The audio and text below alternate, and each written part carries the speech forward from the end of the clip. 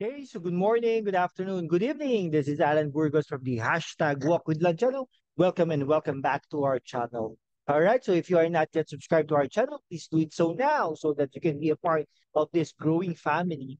We are now 6,000.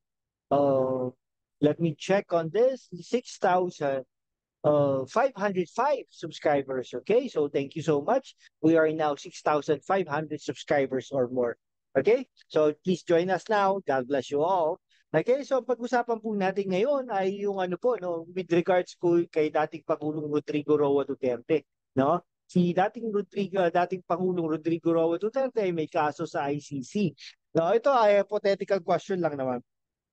Okay, paano kung nandiyan na ang warrant of arrest ni ni Rodrigo Roa Duterte? Okay? At talagang pinakausapan siya ng ICC na i-surrender surrender siya ng bansang Pilipinas na led by President Bongbong Marcos. Okay? Maiipit ang gusto dito, no? Dahil po, sabi nga, walang jurisdiction, no? Pero majority of the Filipinos wants Duterte to be tried, no? To be investigahan, no? To be investigated by the ICC. Kumbaga, no?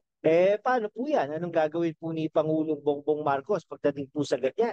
No? Baka isusurrender niya pa o hindi. Maiipit siya yan dahil kaibigan naman niya po si Vice President Sara Duterte. At saka syempre, ang unang mag-aano dito, mag-aaklas ay si Amy Marcos, no? Yes, Senator Amy Marcos na dating governor, na dating Congress woman, no? Governor din ang kanyang pamangkin, kumbaga. Okay? So, ganun po yun.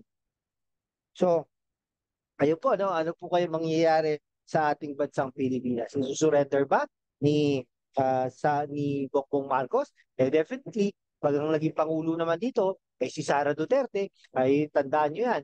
Baka po may mangyari rin masama, no? Sa pamilya Marcos pagdating ng araw. Sige po, hanggang dito na lang po kaibigan, no? Kung hindi ka pa nakapag-subscribe, please subscribe naman so that you can be part of this growing family. Thank you so much guys. God bless you all.